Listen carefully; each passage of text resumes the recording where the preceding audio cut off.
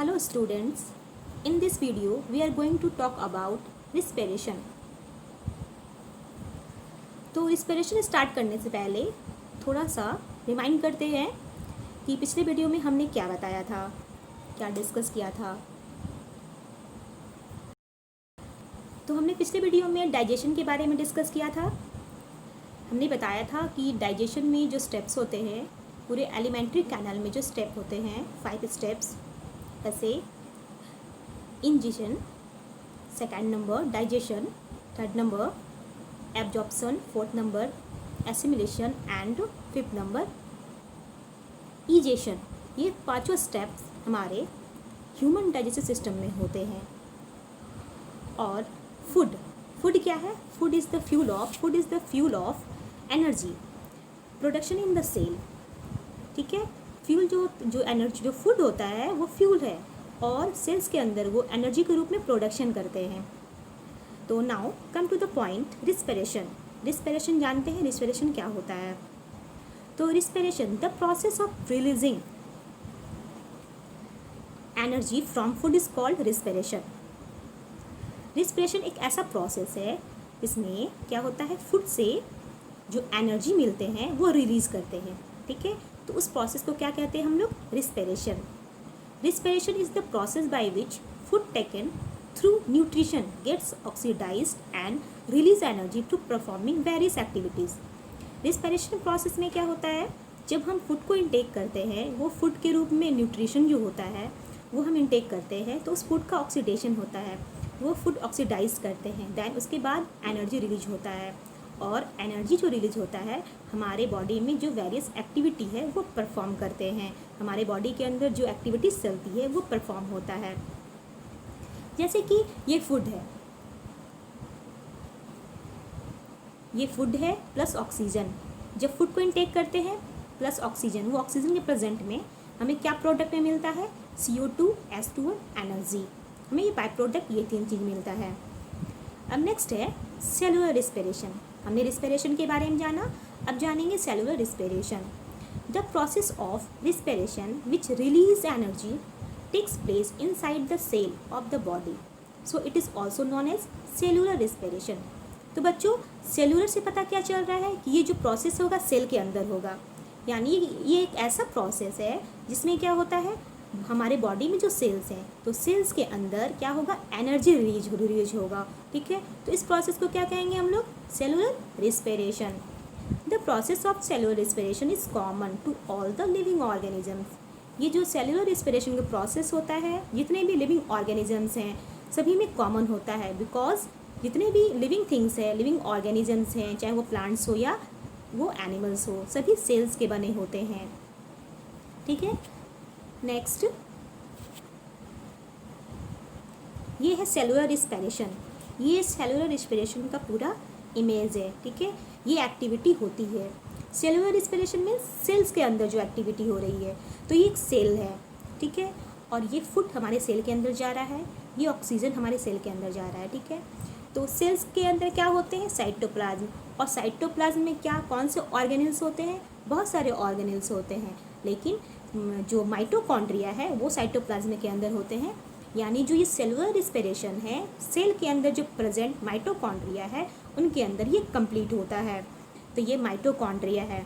जैसे फूड हमारे सेल में पहुंचते हैं, ऑक्सीजन हमारे सेल में पहुंचते हैं, तो माइटोकॉन्ड्रिया में क्या होता है, हमारा फूड का ऑक्सीडेशन होता है, फूड का ब्रेकडाउन होता है, फिर क्या होता है, एनर्जी रिलीज होता है। तो ये एनर्जी रिलीज हो रहा है ATP के फॉर्म में, एंड CO2 बाहर निकल रहे हैं, वो रिलीज हो रहे हैं, वाटर रिलीज हो रहे हैं। ठीक है, अब ये ATP क्या होता है इसे जानने के लिए हम लोग आगे पढ़ेंगे। ठीक है, ATP एनर्जी है। ठीक है, इसे हम आगे पढ़ेंगे। तो बाय प्रोडक्ट के रूप में हमें क्या मिला? CO2, वाटर, ATP यानी एनर्जी। नेक्स्ट, इट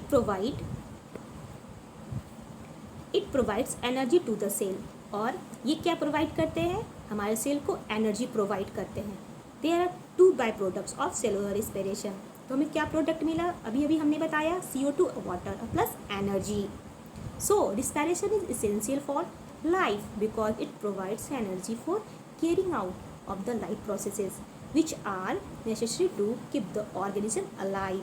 इसलिए क्या होते हैं, जो रिस्पायरेशन होते हैं वो सभी के लाइफ के लिए इसेंशियल है, बहुत ज़रूरी है, क्योंकि इससे हमें क्या प्रोवाइड होता है, एनर्जी प्रोवाइड होता है, ठीक है, और हमारे लाइफ प्रोसेसेस का काम चलता है, वो हमारे लाइफ प्रोसेस को कैरी करते हैं, और जितने भी ऑर्गेनिजम्स हैं इनके लिए बहुत ज़रूरी है, तभी हम ऑर्गेनिजम्स के होंगे अलाइव रहेंगे, जिंदा रहेंगे, क्योंकि ये एक पार्ट है लाइफ प्रोसेसेस का। तो स्टूडेंट, हमने जाना सेलुलर रिस्पिरेशन के बारे में।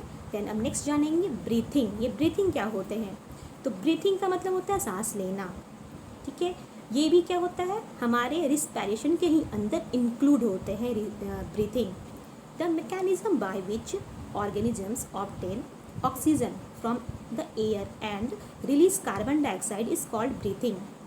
ये एक ऐसा मैकेनिज्म है जब हम क्या करते हैं, इसमें ऑर्गेनिजम्स क्या करते हैं, ऑक्सीजन को ऑब्टेन करते हैं फ्रॉम द एयर से, एंड रिलीज करते हैं CO2 carbon dioxide, is called breathing. यानी कि जब हम लोग ऑक्सीजन का क्या करते हैं, इनहेलेशन करते हैं, और CO2 का एक्सहेल करते हैं, यानी बाहर एग्जिट करते हैं, तो इस प्रोसेस को क्या कहते हैं हम लोग, breathing. Respiration is more complex process. Respiration जो होता है एक मोर कॉम्प्लेक्स प्रोसेस होता है। इसके अंदर क्या क्या इंक्लूड है, रिस्पिरेशन इंक्लूड्स ब्रीथिंग। अभी अभी हमने बताया कि ब्रीथिंग के अंदर क्या इंक्लूड है, ये रिस्पिरेशन के अंदर क्या इंक्लूड है, breathing, as well as the oxidation of food in the cells of the organism to release energy. इसके साथ साथ क्या होता है, हमारे सेल्स के अंदर जो फूड गए हैं उसका ऑक्सीडेशन होता है, फिर ऑर्गेनिजम्स में क्या रिलीज होते हैं, एनर्जी के रूप में वो रिलीज होता है। यानी जो रिस्पिरेशन है वो ब्रीथिंग को भी इंक्लूड करते हैं, और साथ साथ में भी जो सेल के अंदर मैकेनिज्म हो रहा है उनको भी इंक्लूड करते हैं। तो हम आगे जानेंगे कि वो क्या क्या है, क्या इंक्लूड हुए हैं सेल के अंदर, वो रिस्पिरेशन के अंदर।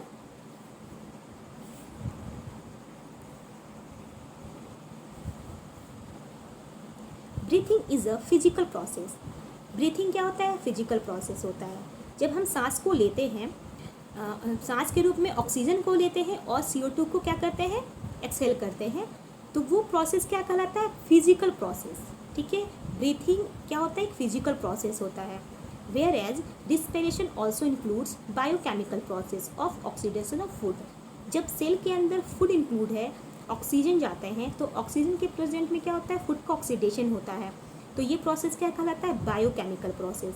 यानी हमारे जो रिस्पिरेशन है वो दो चीज़ को इंक्लूड करके रखे हुए हैं, ठीक है, एक फिजिकल प्रोसेस को, एक बायोकेमिकल प्रोसेस को। तो फिजिकल प्रोसेस में क्या होता है, ब्रीथिंग होता है, एंड बायोकेमिकल प्रोसेस में क्या होता है, फूड का ऑक्सीडेशन होता है।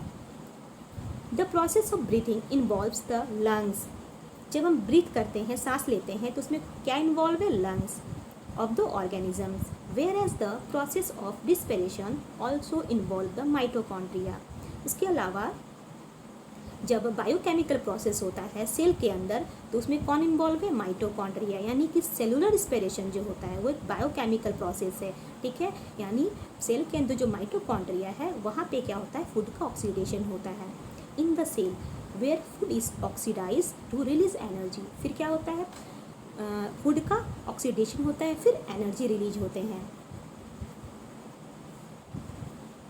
देखिए ये डायग्राम है, देखिए ये टोटल फिजिकल प्रोसेस है। यहाँ पे लंग्स इंक्लूड है, O2 को इनहेल किया गया और CO2 को एक्सहेल किया गया, यानी ये ब्रीथिंग फिजिकल प्रोसेस है। नेक्स्ट ये है बायोकेमिकल प्रोसेस।